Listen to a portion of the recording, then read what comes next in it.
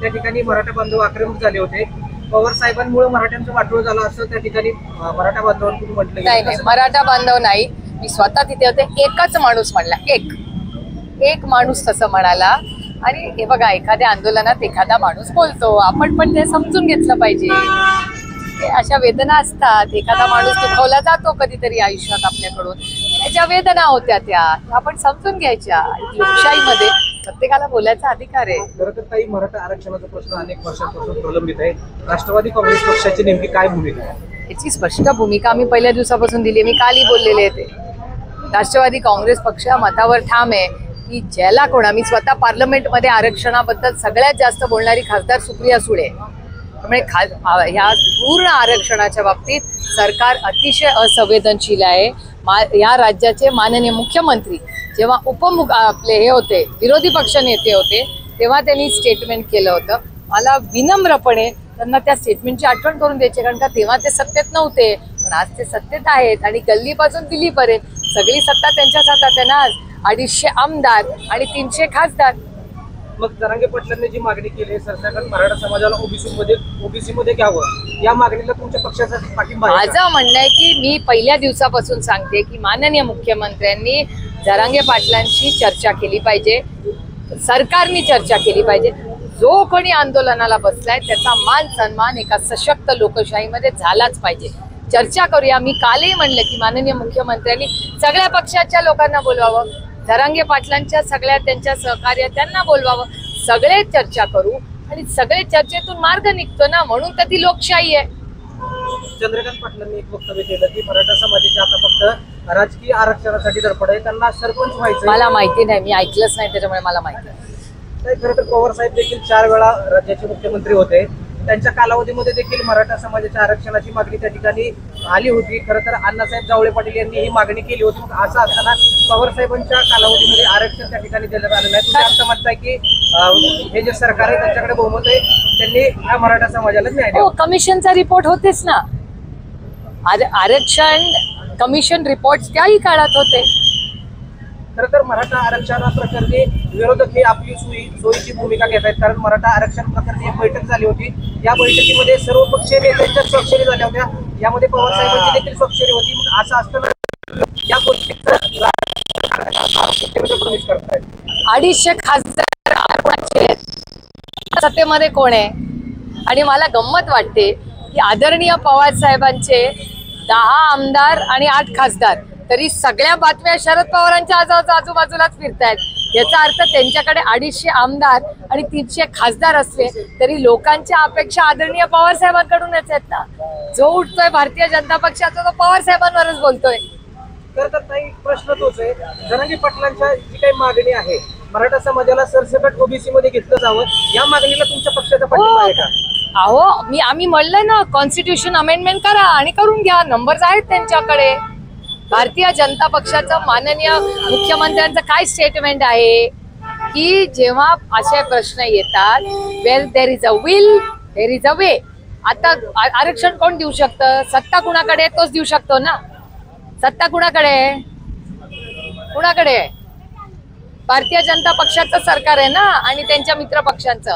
तर त्यांच्या मित्र पक्षांना माझी विनम्र विनंती आहे की तुम्ही प्रस्ताव आणा. आम्ही सगळे एकत्र मिळून तुम्हाला ताकदीने तुमच्या बरोबर या सगळ्या विषयामध्ये उभं राहू.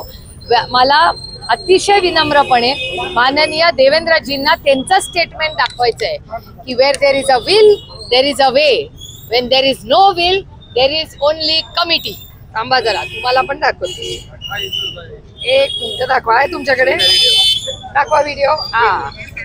माझं स्पष्ट मत आहे की यांच्या मनात आरक्षण परिस्थिती सिद्ध करण्याचा अधिकार राज्याला मिळणार असं म्हणायचं.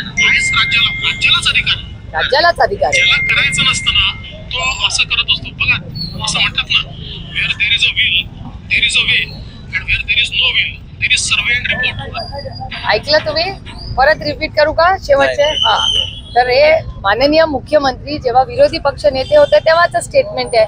मी खूप विनम्रपणे त्यांना त्याची आठवण करून देते. आणि तेवढंच नाही, 250 आमदार, 250 आमदार, 300 खासदार. किसने रोका है? कसं आहे, सत्ता फक्त घर फोडून पक्ष फोडून नसते हो. की सर्वसामान्य सत्ता मायबाप जनतेची सेवा करण्याची असते.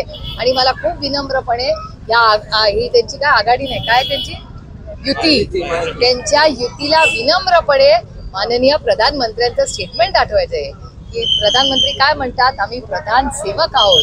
त्याच्यामुळे जर या देशाच्या प्रधानमंत्री सेवेसाठी आहेत तर त्यांच्या मागचे 3 पक्ष, त्यांचा स्वतःचा आणि 2 पक्ष का नाही त्याचा निर्णय घेते. विनम्रपणे आमची विनंती आहे, सत्तेत तुम्ही आहात ना. पवार, एक विचार करून मला सांगा की पवार साहेबांवर सगळा जो उठतोय तो पवार साहेबांवर नावं ठेवतोय. मग याचा अर्थ लोकांची काय अपेक्षा आहे? लोकांची अपेक्षा शरद पवारांनीच काहीतरी करावं अशी आहे ना. ज्यांच्याकडे 250 खासदार, 250 आमदार आणि 300 खासदार आहेत, का थांबलाय मग तुम्ही? एकीकडे ताई मराठा आरक्षणाला तुम्ही पाठिंबा देताय, दुसरीकडे पवार साहेबांनी ओबीसी मंडल, ओबीसी आरक्षण बचाव यात्रा काढली. या सगळ्यांमधून नेमका काय दर्शवायचं? नाही, मंडल आयोगाचा रिपोर्ट तुम्ही वाचलाय का? कदाचित तुमच्या जन्माच्या आधीचा असेल. मंडल आयोगाचा रिपोर्ट वाचा तो. त्या काळामध्ये काय होतं, कसा निर्णय घेतला हे त्या रिपोर्टमध्ये सगळं आहे पारदर्शकपणे. आणि जे आरक्षण आहे, मराठ्यांची मागणी आहे, धनगर समाजाची आरक्षणाची मागणी आहे, लिंगायत समाजाची मागणी आहे आणखीन वेगळी, किती लोकांची आहे. तर ह्या सगळ्यावर मी अनेक वेळा पार्लमेंटमध्येही बोलले, नुसतं मीडियावर नाही बोलत मी ऑफिशियल पार्लमेंटमध्ये बोलले की धनगर समाजाची मागणी आहे, मराठा समाजाची मागणी आहे, लिंगायत समाजाची आणखीन वेगळी मागणी, त्या सगळ्या मागण्याच्या आहेत. याच्यासाठी एक जे सत्तेमध्ये निर्णय, मला खूप आनंद झाला असता, आमचं सरकार असतं तर आम्ही निर्णय घेऊन टाकला असता. आणि देवेंद्र फडणवीसांच्या फेसबुक कॉलवरून एक व्हिडिओ व्हायरल करण्यात आलाय, काय सांगा? हे काय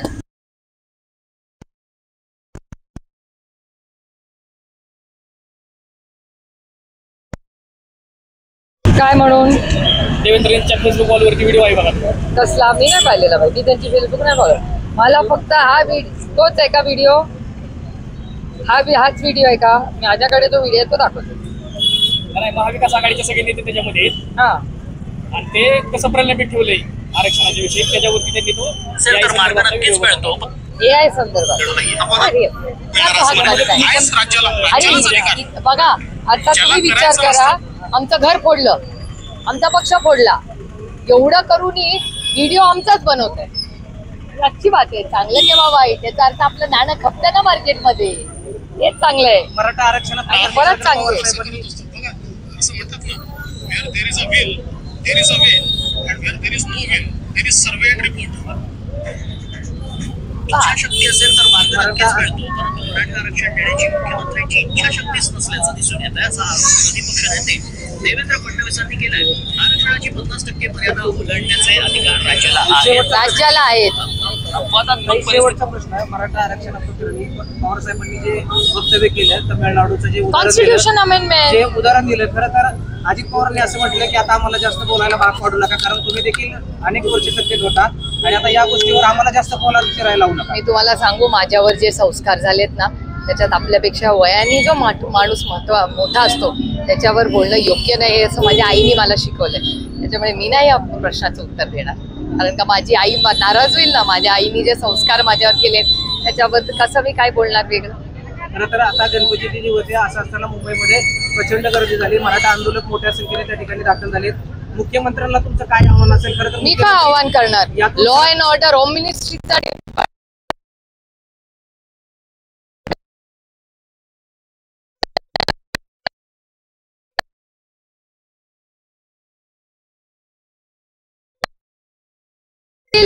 there is a way, when there is no will there is survey and report. हे माझे शब्द नाही आहेत, एव्हिडन्स डेटाबेस आहे. आणि AI नी केलेला खोटा व्हिडिओ नाही आहे, हा खरा व्हिडिओ आहे.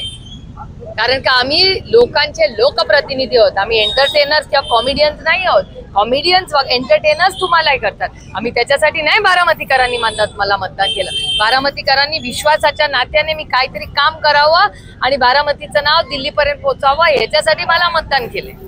म्हणून आम्ही काय लोकांसाठी त्यांचे काय AIचे व्हिडिओ करत बसत नाही, आम्हाला वेळी नाही.